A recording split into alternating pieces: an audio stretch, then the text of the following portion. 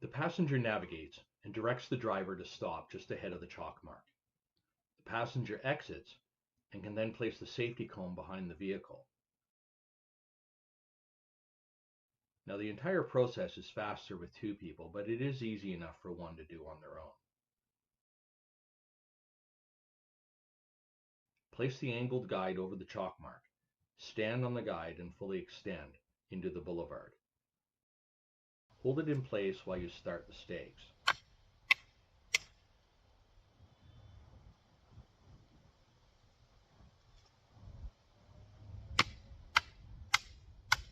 You can now release the curb guide and raise the tool to its maximum height, stepping on the T-bar. The top of the tool indicates the ideal depth for stakes, which is about half of what's available. But you'll need to decide what the final stake depth should be based upon soil conditions and grade. Regardless, use the tool to ensure that the top of the stakes are level, and then you're good to go.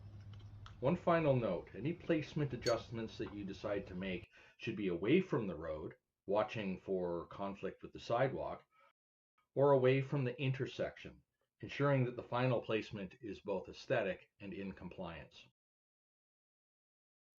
In the event that you're installing a sign where there is no curb, or you're installing it parallel to the road, use the curb guide wire, which is 1.1 meters long, to accurately gauge the offset from the pavement edge.